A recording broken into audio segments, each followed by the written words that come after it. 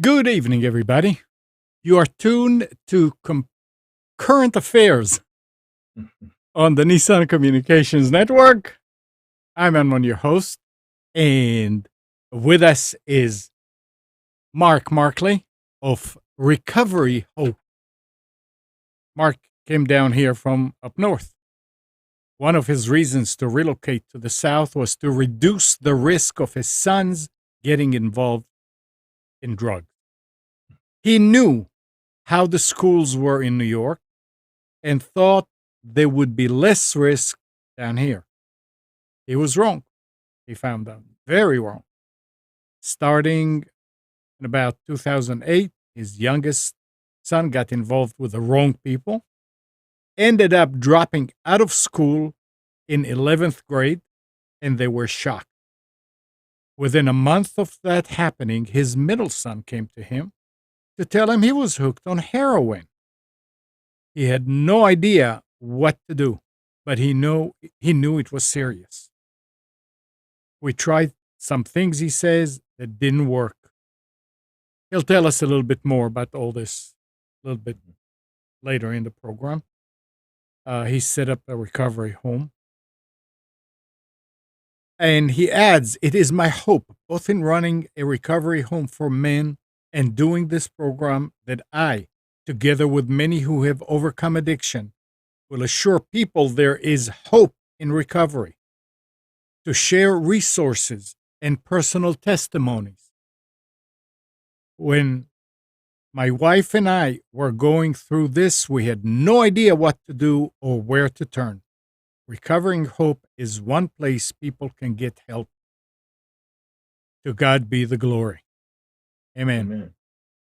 Amen. And welcome, Mark. Thank you, Amnon. So you came down from New York. And I can't even think that when all this happens, you probably went, maybe things would have been different if I stayed up there. I can imagine of the inner war conflict Yeah. about all. Different, yes. Better, I don't know. One of the things, I come from a big family. I'm one of 9 children. I'm lucky number 7. And one of the things that we miss a lot, and my sons missed out on, was that family interaction. Not a whole lot of aunts, uncles, grandma, grandpa kind of thing, and except for short visits. That is my only regret. I really think that since my sons did end up getting involved in drugs for too long, but again, they're all well now. I think maybe it was going to happen no matter where they were. And do you feel at this point that you did everything in your powers to do it? And do you feel satisfaction knowing, hey, my kids are fine? I think so. And when especially in the younger years, growing up, I mean, and even until my oldest was in his early 20s, we always had dinner together. Went to church together. I won't say it was a perfect home. I was very busy in my construction business, but I was always home for dinner. Um, and we loved going to the beach, doing a lot of family things, and eventually they ended up doing more and more without us with their friends. And hindsight, yeah, there may be a couple of other things, of course, that I would have liked to have done differently, but I'm just thankful that, and again, the name of the program is Recovering Hope. I'm just thankful that we are where we are, and that we are not doing what we're doing because we had to bury one or more of our children. I spoke with a woman some months ago who is a mother of 12 Phew. and has buried 5 of her children because Oh, of drug addiction. Yeah, 5 of them. mm. And this may be uncomfortable to answer, but did you ever feel like it was that you were responsible for all this? Did you ever feel like, I hope my kids will forgive me for that? Did you Yeah, to a degree. I mean, I'm their father, so, should I have been more inquisitive, intervened more? Again, hindsight is crystal clear, but I often give the example of Adam and Eve. I mean, they were pretty close to God, probably good people, good parents, and one of their sons killed another one. Cain killed Abel. Did they blame themselves for not being good parents, not being close to God and that kind of thing? Maybe they did. And that was a horrible thing. And this is some of the piece that I try to share with other parents. Don't beat yourself up. And at least one of our sons has come out and said very clearly, Mom, Dad, this is not you. This was me. I did this. And now within their own strength, they decided enough is enough, and they're doing well today. Again, by the grace of God. thank God? Yeah. Hmm. Okay, so tell us now in your words the progression, how things started, and what got you to set up this Recovery Hope organization. Well, how much time do we have here now? You This could have go. time. Don't worry about it.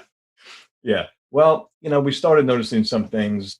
I would say my youngest was probably about 13, 14. And at one point, we were spending some time at the beach, about a week at the beach, and we did discover that he and another friend were smoking pot. That was somewhat shocking. We weren't too terribly concerned, but of course, it was a concern.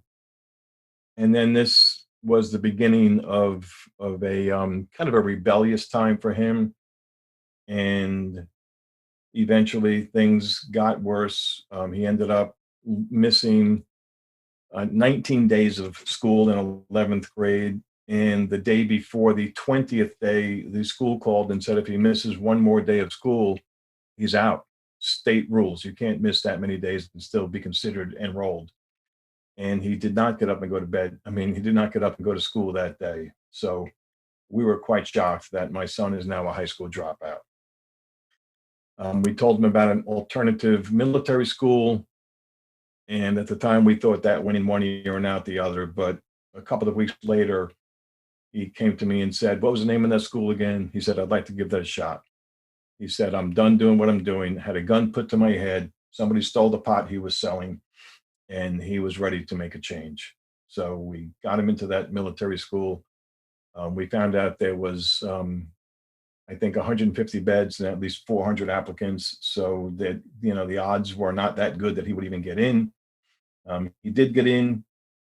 Um, very little problems while he was there. It was a 6-month program. Militaristic. It was put on by the National Guard. And when my wife and I left there, we said, "What are we doing? He's not going to take orders. He's not going to, listen to these guys." Well, I'll tell you, 3 weeks later, when we were allowed to have our first visit, they had a competition, a marching competition, and watching him march and salute, and his team won the competition. It was a different young man that I saw there. Fast forward a little bit, he graduated from there and unfortunately started hanging out with a lot of the same guys, got into some trouble. And it was about another 3 years that severe drug abuse ensued. And it was during that time that my middle son, when we were working on our home, we were putting an in law suite on our house. And my middle son came and told me that he was addicted to heroin. I could hardly believe my ears, Mm. and I wanted to save my wife the pain of that fact. So he and I put a little plan together that we were going to get him a room for the weekend, and he was going to take a drug I knew nothing about then, but I know a lot about now, called Suboxone, that would keep him from doing more heroin. And that turned out to be an unsuccessful weekend at that. That drug use and abuse went on for, I'm not even sure how long. It might have been another couple of years. Um, Second marriage that went down the drain. And I can remember trying to resuscitate him. And I told him at the time, I put my arm around him and I said, "Dylan, I'm going to get you over the finish line. And I think I can say that we are very close to that. With the disease of addiction, you never know exactly when or if this might um, rear its ugly head again. Hmm. But I can remember writing in a journal that he actually worked a half a day one day. It had been quite a while since he was able to put, you know, more than a couple of hours in. He was just in such bad shape. And I'm not sure if he got arrested two, three times. I don't know.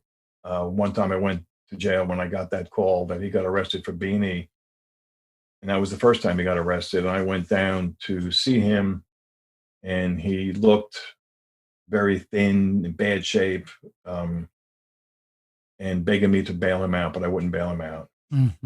And he remember him saying, "Dad, you can't do this to me." And I said, "I'm not doing this to you. You did it to you." And that was partially the advice of an attorney, which I didn't get until later. He said, they have to hate jail. So all this going on while my youngest son was pretty active. We wouldn't see him sometimes for weeks on end, didn't know where he was. The only reason that we kept his cell phone going was so that we could reach him. And those cell phones, they get people in a lot of trouble. They can be very good, very convenient, but Yep. with the access, especially the phones they have these days, you have access to everything with those phones. But I think it was after both of my other sons were in recovery. My oldest was always late for work. He would work for me sometimes, work on his own other times, and I was just so irate. And um, one of my other sons told me, he said, "Dad, Eric is going to the clinic. He's getting methadone every morning because he was coming off of opiates. I didn't even know he was addicted." And during this time, obviously it was very, very difficult. Um, I have a strong faith in God, and I never lost that faith, but I knew he had a plan. But I kind of jokingly say, "Yeah, God, you got a good plan, but you're not really an architect. I don't like the way these things are drawn up." And but he did have a plan, and part of that plan, Amnon, was, for my son and I, we opened up this recovery house together called Prodigal Recovery, and he was getting an education on the streets, in horrible, horrible places. Some of the things that he must have seen and done, sometimes they're referred to as the unspeakable things, that were just horrific. And I too, at the same time, was getting an education that I'm applying in a forum like this, that I really, really want to let people know, if they're struggling with addiction themselves, or whether it's a son, daughter, whoever it is that's close to them, to let them know that there's hope. I've spoken to and have befriended dozens of men and women that have gone 20 years in and out of treatment facilities, rehabs, halfway houses. And I just can't think how many people must have given up on them. There's one fellow that actually used to live in New York also. Before he was 30, he was in 29 different rehabilitation facilities. On his Now own. he owns one. On his own, or he was forced into it? Probably a combination of the above. Okay. But now he owns a rehab facility and helps manage two others. And he's passionate about what he does, and that's just one of many. A few weeks ago, I had the privilege of interviewing Daniel Baldwin, who was actually a good friend of a friend of mine that I went to school with in New York. And part of his story is he was in and out of rehabs. I think only 9, but the course of 20 years. I mean, the whole Baldwin family, I'm sure, kind of gave up on him. And here's a little plug for his film called My Promise to PJ. My friend's son, his name is PJ. And Daniel helped him quite a bit, getting him into some good rehabilitation facilities, bailing him out of jail. And he really did help him to get clean. Sadly, after 3 years of being clean, he ended up getting high one more time and the heroin that he took had fentanyl in it, and it killed him. But he and Daniel both had a peculiar thing on their bucket lists. They both said they wanted to run with the bulls in Spain. Hmm. Well, again, the name of the film that Daniel made, and I would recommend people watch it. It's on Netflix and other venues like that. My Promise to PJ, and he did go to Spain. Daniel had to lose about 60 pounds. Train for this. There's a lot of planning and preparation, at least 6 months, maybe a year. And he had PJ's ashes in his pocket. And after he finished the run, it wraps up in a stadium, and you see him get on his knees, bless himself, and dump the ashes on this field. It was very touching. It was really very good. Wow. And that man's got a good heart. And there are many other people. And, whether they're celebrities or not, anybody that has kicked a serious drug habit is a star in my eyes. Anybody that has remained clean, sober, after years of addiction is a very special person. I'll tell Oh, you, it's yeah. not easy. Yeah, and takes a lot of discipline. A Yes. lot. Yeah. Wow. I lived in New York when I came to this country. I lived in the Oh, that's right. Lower East Side, Mhm. and I mean, you see them all over. You see addicts all over the. This was 73, 74, 75. Yeah. And there was one girl that I liked, and she wanted to get clean. I took her Mm. to Mount Sinai in the Mhm. neighborhood, and she Mhm. stayed there for a few weeks and got out. I took her home to Boston to her parents, and when I mean, 5 days later, she was back on the street. Yeah. So Yep. it depends where you are, who you're with, and it Mm. hurts to see something like that. Why? Yeah. Yeah, it sure does. And you mentioned that you would see a lot of addicts because Yeah. back in the 70s, particularly, but not limited to New York City, there was a certain look, right?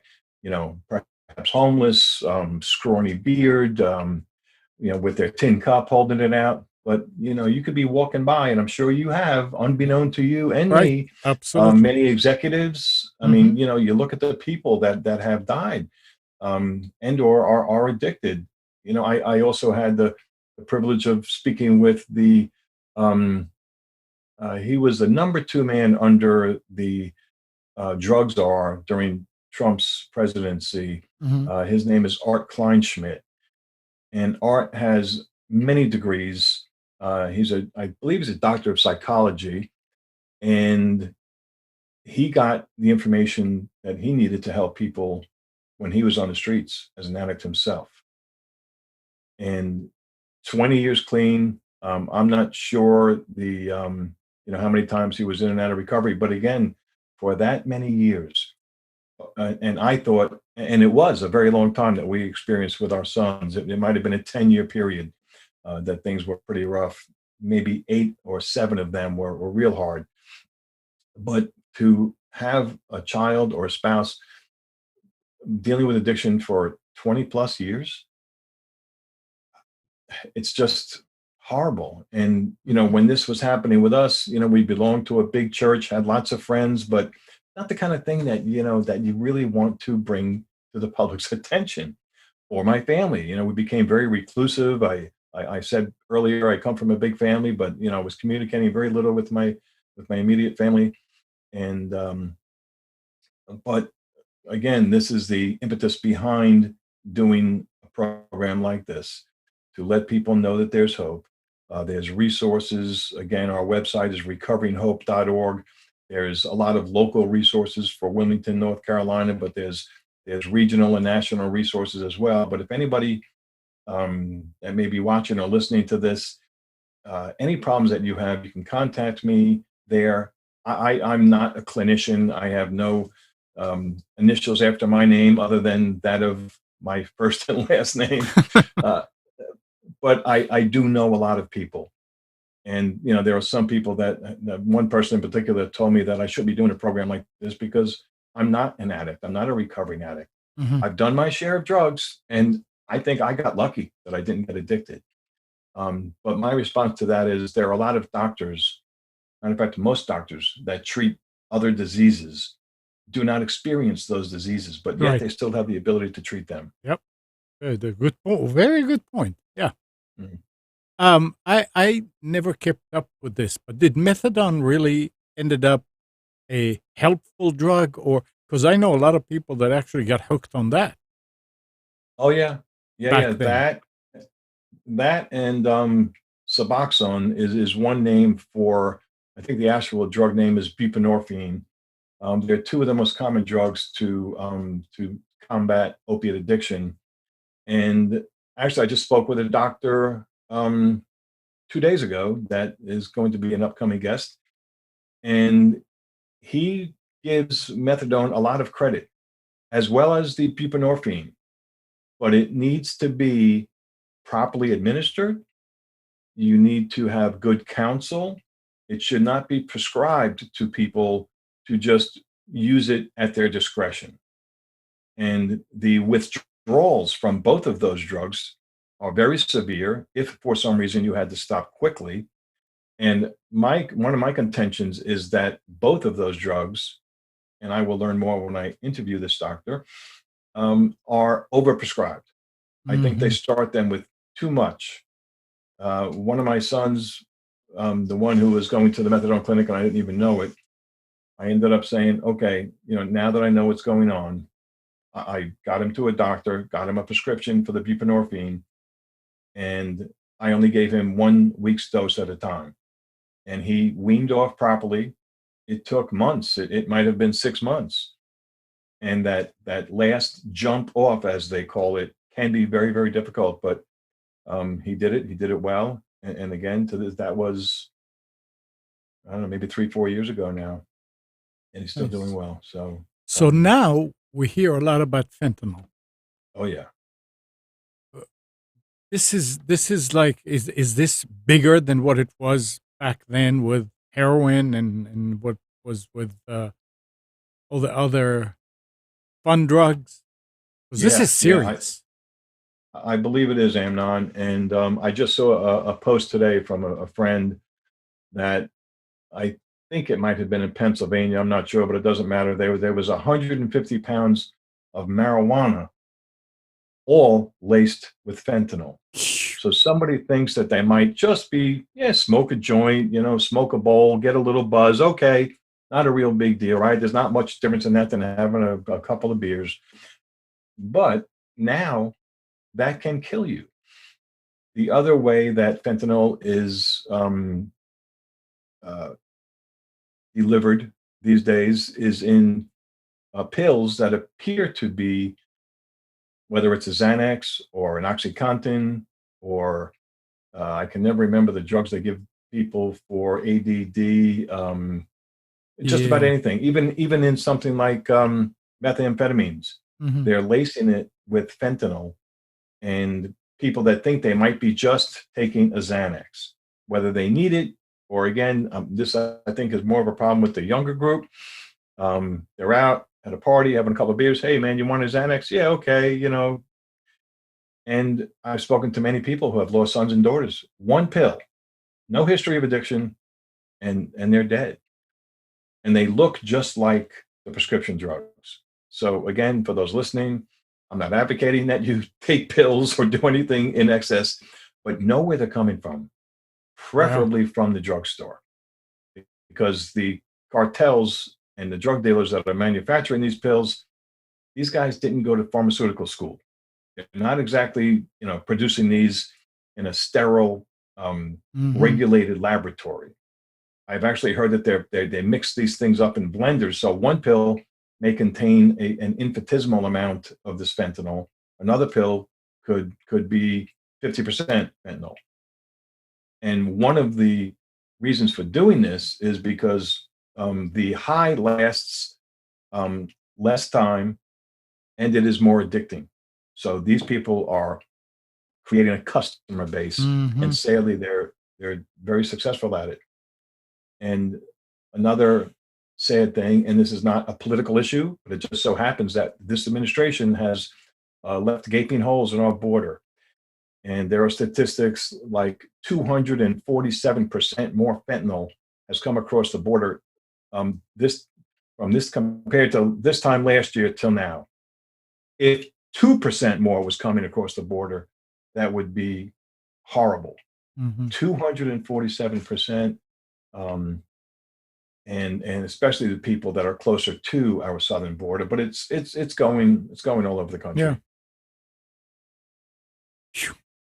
What do you tell parents? I mean, if they're wondering, my son is my daughter getting into it. I mean, what they might look for, what kind of signs do I need Hmm. to look for?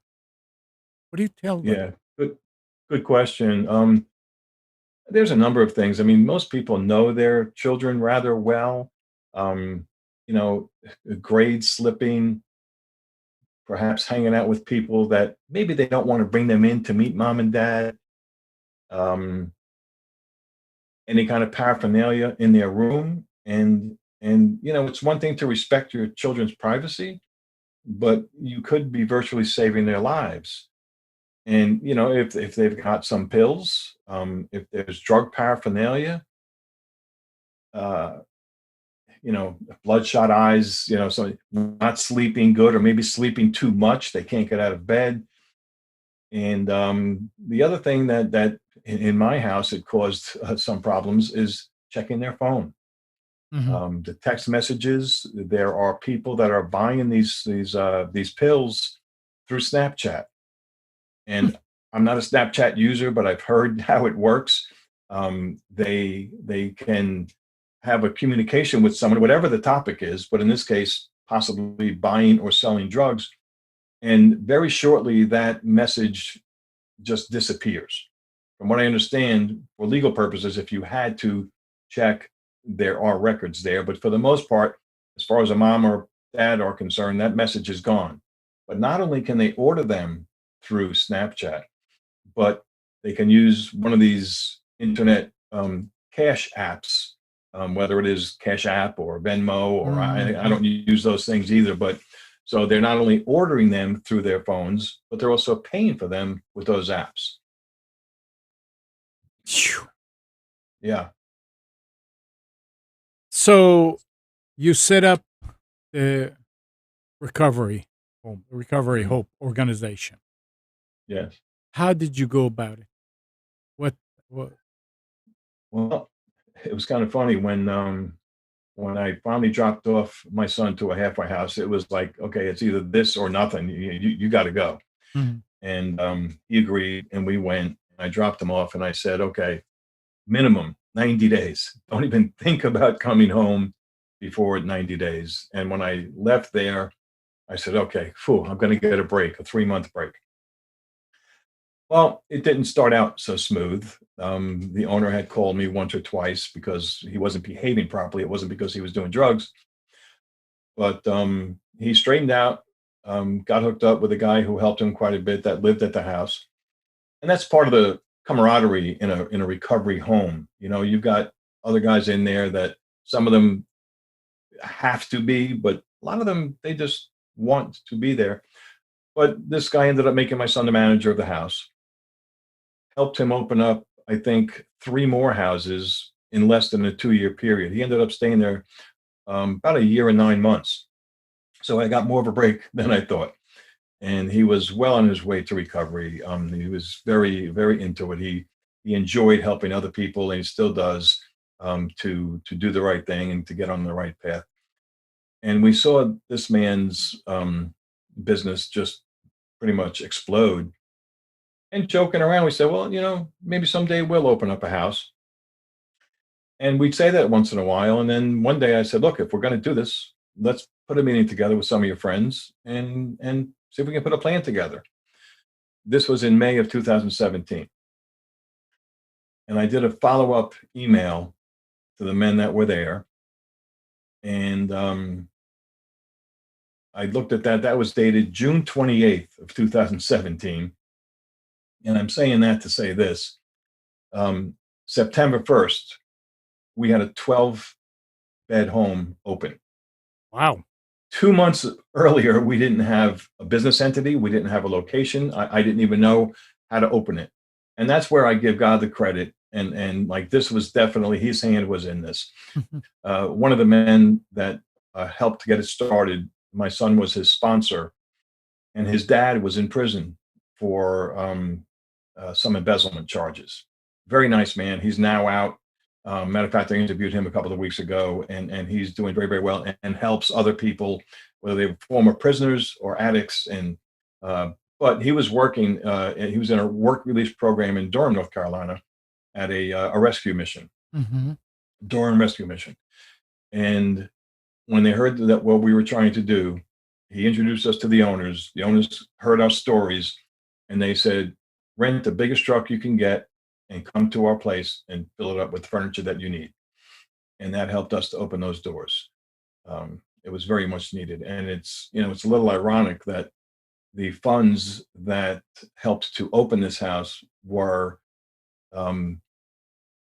given to me as a inheritance after my father died from the sale of his home. One of the ironic parts there is that my father was an alcoholic himself. And he's smiling. Yeah, it was pretty amazing. And I mean, it was, I'm a little embarrassed to say this, but it was more money than I ever had in my life. And we didn't spend it all, but just about.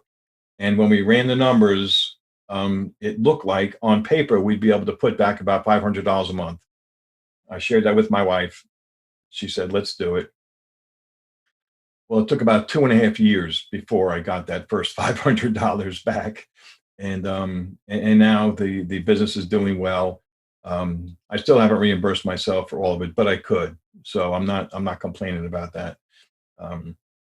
But we really didn't know how to do it at the time. My son was a living manager, and the deal was he ran the house and I ran the business. And for someone who we used to have to hide anything really of any value, jewelry, money, car keys, we hid them every night. And now we went to, full, we're a 501c3, a North Carolina corporation, and he's the chief operating officer. And he would collect cash grant every week for those 2 years and go right in the bank. I think there was once or twice when he said, "Dad, can I take $20 out and I'll put it back when I get paid?" And he was a paid employee of Prodigal Recovery for those first couple of years. So the trust factor that I really didn't think would ever be there was definitely there. He's really turned himself around, and he now owns and operates a rather large and successful tree removal company. Well, anything to do with trees and land clearing, and he's got a tremendous amount of equipment. It's called Climb Pro Tree Services, if you need anybody. I do. And has also blessed us with a beautiful grandbaby that my wife is very shortly, if not right now, putting to bed. Nice. Yeah. So you bought the real estate. You didn't rent? No, we're leasing it. You're leasing it. What Yeah. kind of attitude, resentment, whatever, did you get from the community? Zero. Nice. And yeah, the zoning restrictions are rather stringent. I would like to open up another house. I turn people down. It's a 12-bed home, and I have about 6 people waiting right now. So I would like to open up another one, but the zoning is such that you have to be a half mile or more away from another recovery residence, even if it's my own.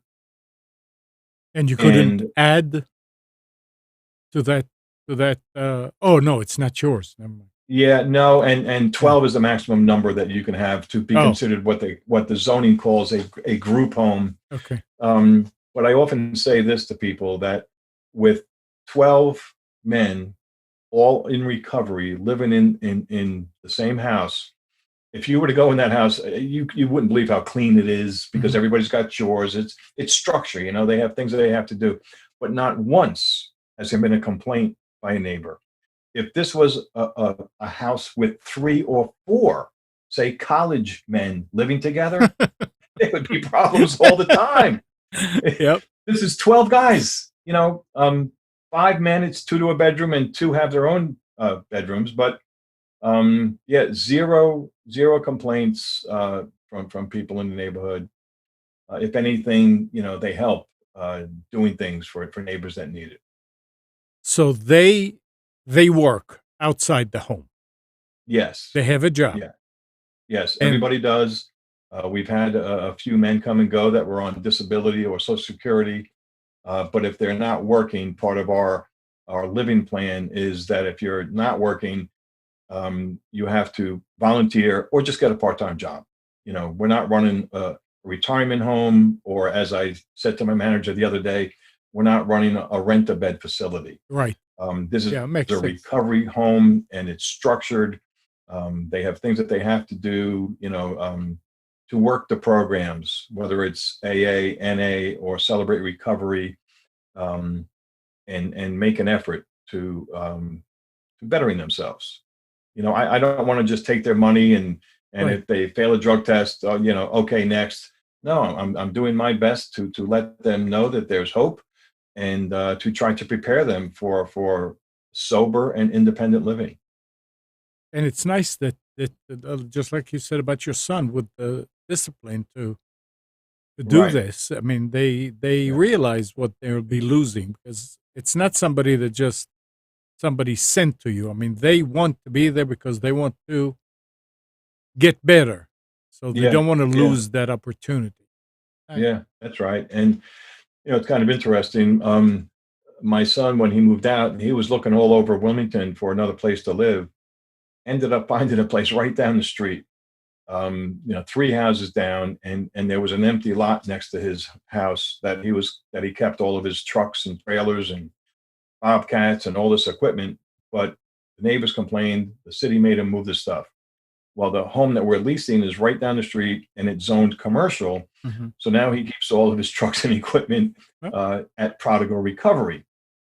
And I personally don't like how it looks. It's very commercial looking, but these men, when they walk in and out every day, this has only been for the past few weeks, and he's looking for another place to put them. But when these men come home and they look out in their driveway and they see, you know, there's I have five or six boom truck, bobcat trailers, and they have to think, how the heck did this guy do this?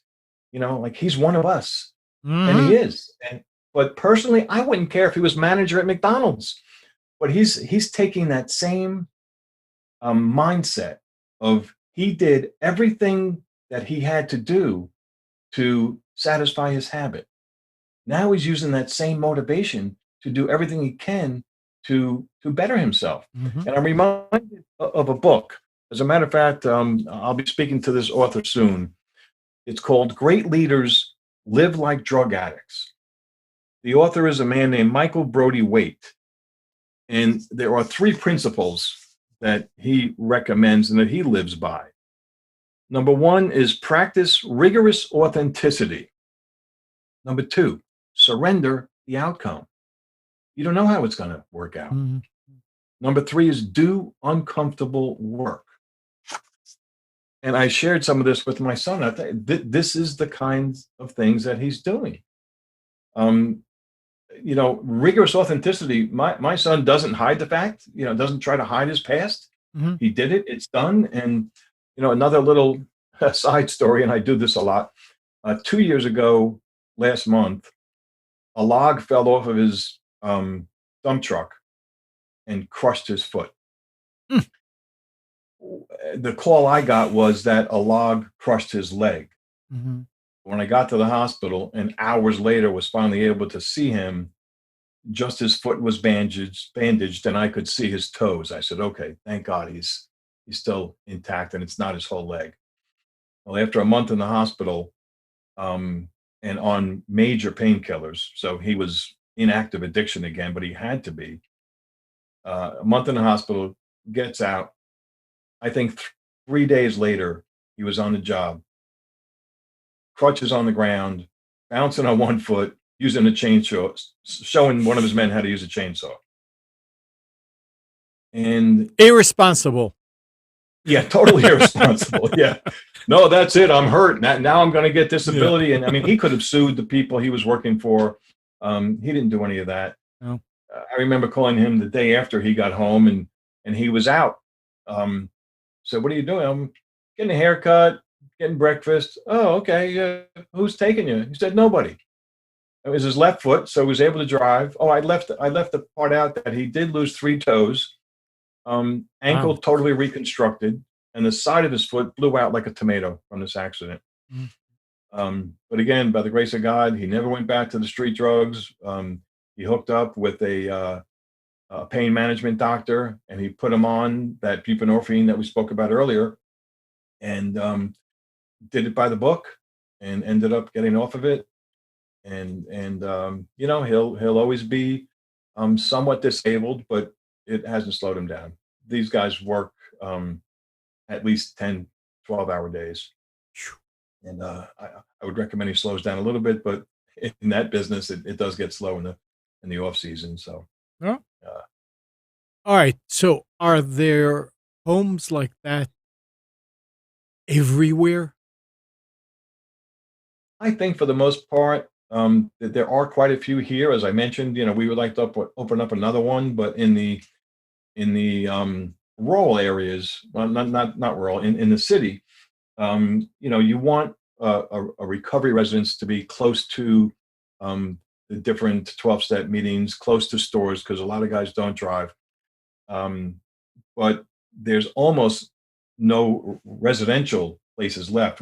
Since we are zoned commercial, those zoning laws don't apply. So yes, there are quite a few, but you wouldn't know it. I'm When you're not. driving down the neighborhoods. Yeah, I'm not talking about. I mean, what happened if somebody in some godforsaken town in North Carolina or anywhere Yeah. uh, has a son that has problem, an adult son? What?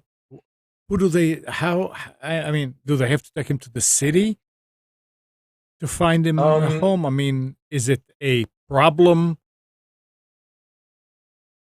I don't really know. I would say send them to recoveringhope.org, and there's resources there. Okay. But all kidding aside, I mean, they may need to go someplace else. And the first recovery house that my son Chris went to, he told me he used to buy drugs right down the street. So it wasn't in the best part of town, but anywhere that they go, because we really did think that we should send him, far away. There's a lot of places up around Asheville. There are a lot of recovery homes up that way, and we thought the further he goes from home, the better. But I'll tell you, there's one a person that I know who has a history of addiction, and he said if he was put on an isolated island, he would find drugs. And it might be a little harder, but really anywhere that there's people, this day and age, they'll find it if they want it. It's But unfortunate, but yeah, for people in the more rural areas, they may need to get out of town a little bit, and that might not be such a bad idea. so you have uh, resources that people could actually use in order to find out how to find Yes, a home for it. Good, yes, good. yeah. So If yeah, they go to recoveringhope.org, and if they're not there under our resources tab, you can email. People can email me that way. I'd be more than happy to network with people. I've gotten to know people all over the country, and even going into Canada now a little bit. So there is hope. There are resources there for them, no matter where they are. nice, nice. All right. Um, what did I miss? What other things what you need to talk about? Well, I don't know. I would say that you touched on the fentanyl, and I don't think that that's something that we can speak about too much. Okay. Um, it is, I believe, I'm not great on statistics, but I'm quite sure that fentanyl is 1,000 times more powerful than heroin. And Right. there's a derivative of fentanyl called carfentanil that I think is 10 times stronger than that. So 10,000 times stronger than heroin. And a lot of people just don't even know that it is in what appears to be a harmless drug that they are taking. Some people prefer it. I had a young man working for me a few months ago, and he was staying in another recovery home and getting to know him. And I asked him, "So, what was your drug of choice?" And his drug of choice was fentanyl. So it sounds crazy, but they're literally playing Russian roulette. How many bullets are in that gun, Mhm. and when is it going to be the last time? So for people, I would say getting this message out to as many young people, college age, um, that would be more likely to be at a party and maybe, buy some pills or something again as seemingly harmless as smoking a joint.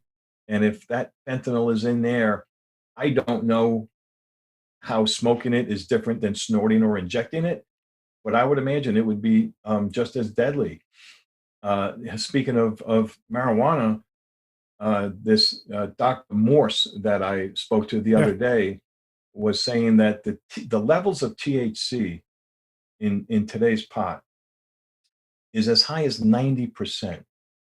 Now, back in my day, I think it was less than 10. And people think it's harmless, so he smokes a little pot. Some of the stuff that is out there these days is really anything but harmless, whether it's laced with fentanyl or not. Mhm. It can be deadly. So again, the early signs, um, we've all heard them. Like I said before, the school grades, perhaps the lack of attention. Maybe they quit the football team or the swim team or whatever kind of sports they were doing. But I would say a very important part of that is check their social media. I mean, from what I understand, it's only us old folks that use Facebook these days. It was relatively new to me not too long ago, but um, what's the other one? Not Snapchat. I have it on my Instagram. phone, but I don't even use it. Yeah, Instagram.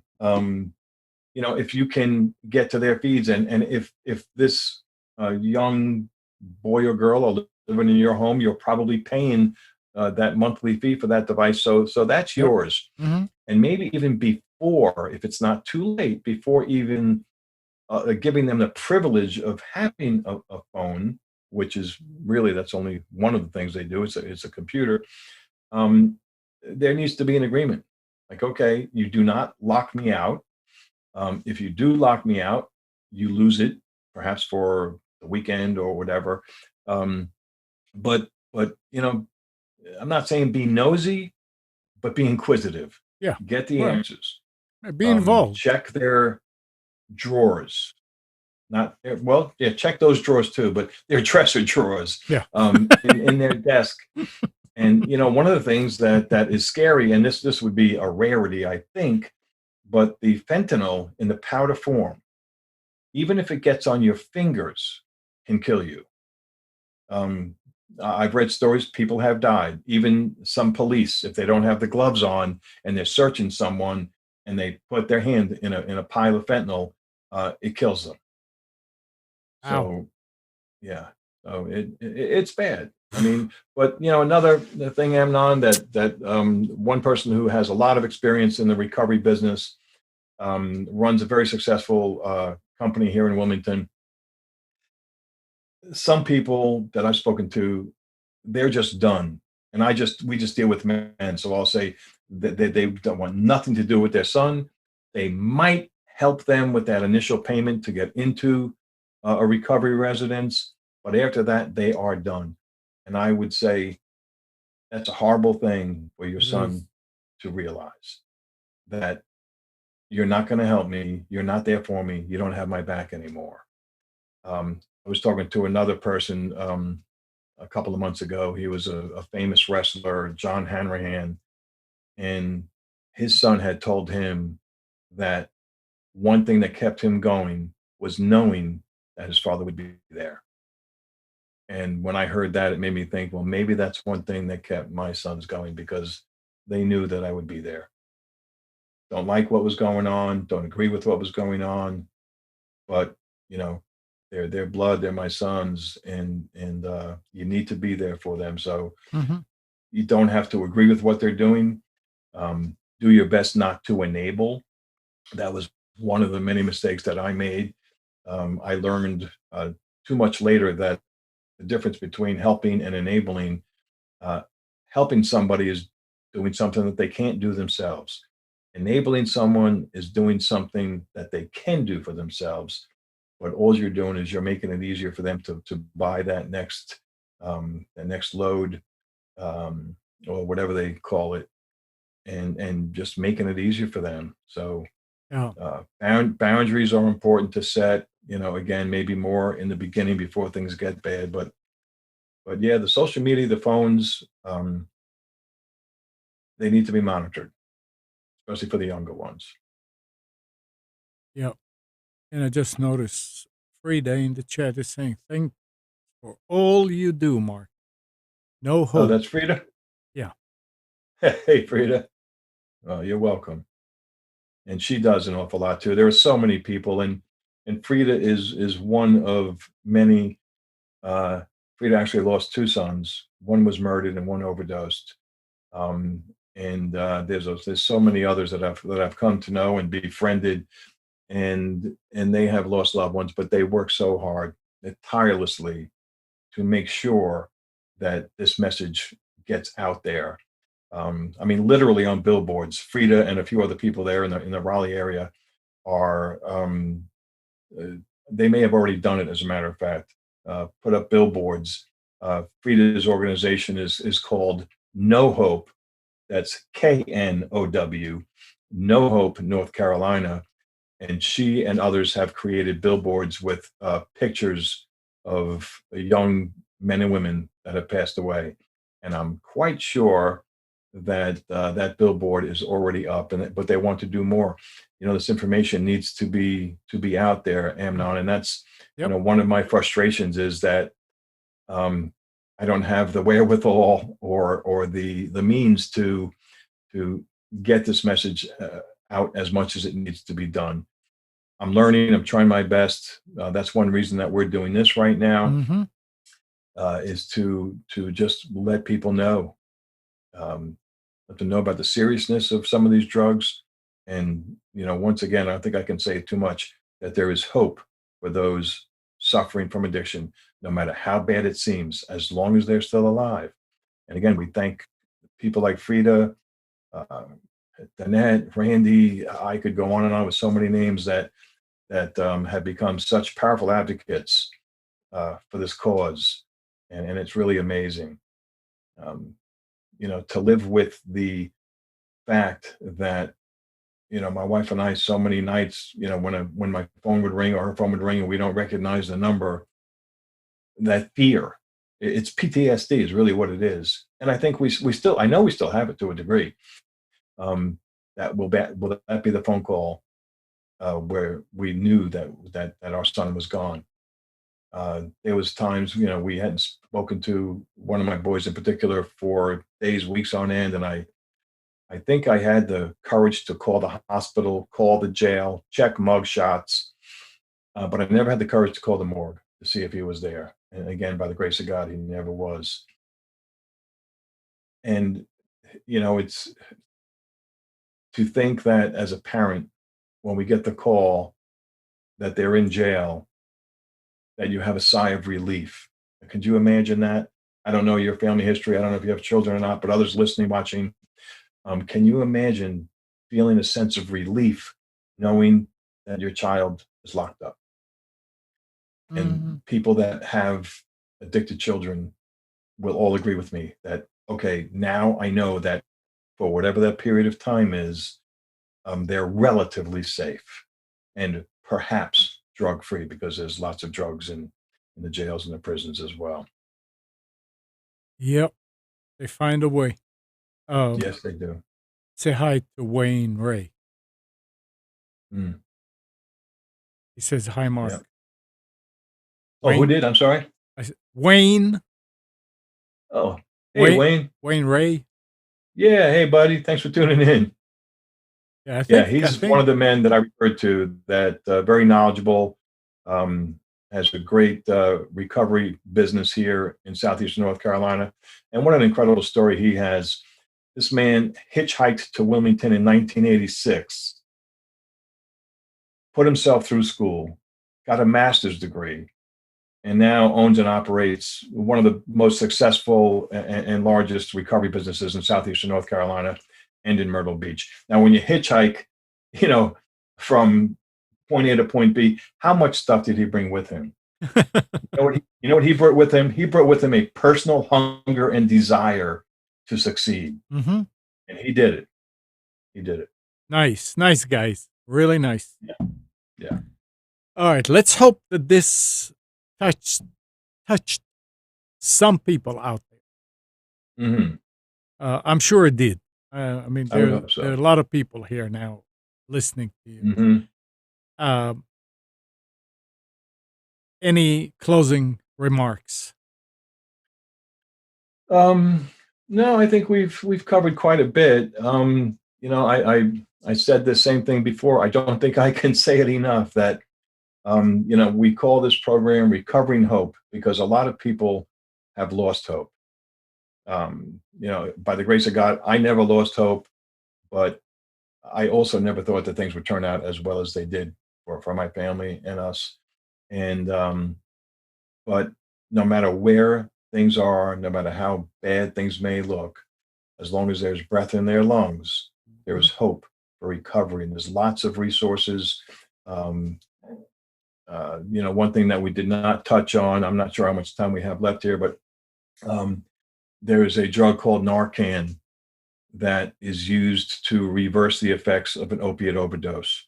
And I wanted to speak about that before when I was speaking sure. of these other drugs and fentanyl and how strong these are.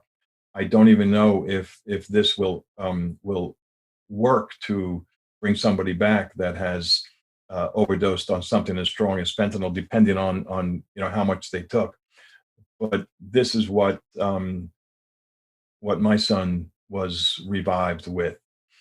We call prodigal recovery based on the story in the Bible of the prodigal son, where without going into the whole story, the father gives his inheritance to his son because he asked him, like, hey, Dad, I don't want to wait till you die. Give me the money now, and I want to go and have a good time.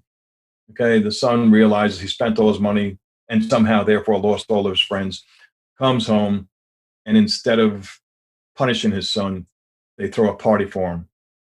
And others, especially his other brother, is like, wait, what are you doing? This guy just squandered everything, was living, doing all this crazy stuff. And the father said, my son was dead and he's alive. My son was lost and he is now found. Well, my son was dead on November 19th, 2014. And with 3 shots of Narcan, it normally takes 1, he was brought back to life.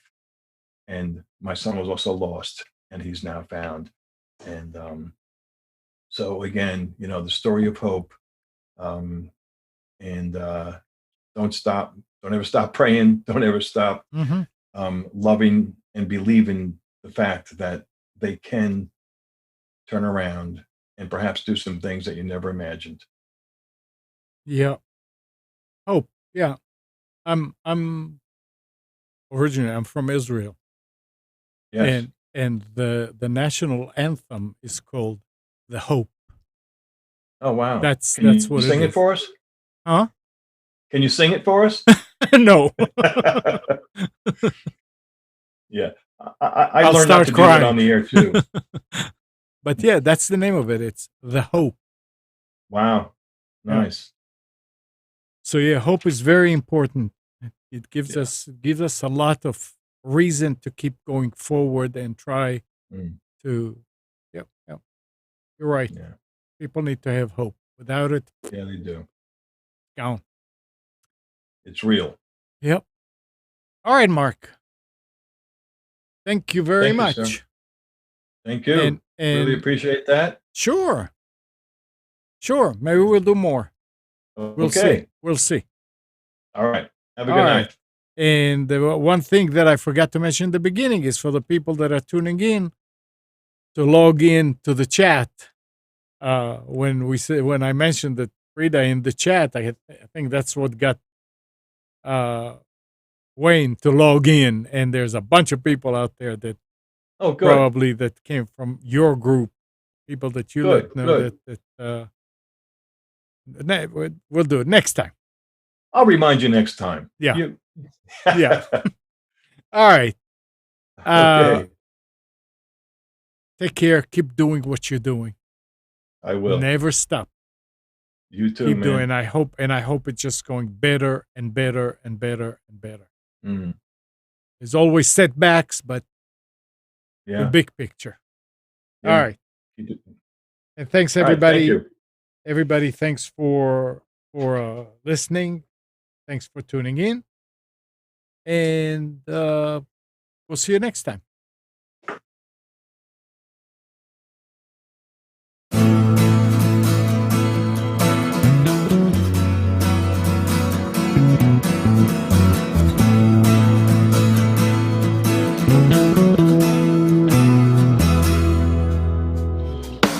You are tuned to the Nissan Communications Network. If you tuned in too late, you can always watch each program in its entirety or download an MP3 audio file of it in the archives section at nissancommunications.com. Don't forget to subscribe to our YouTube channel, follow us on Twitter, and like us on Facebook. Sponsored by StreamingGear.com, Carolina Apparel, and DeltaForce.net.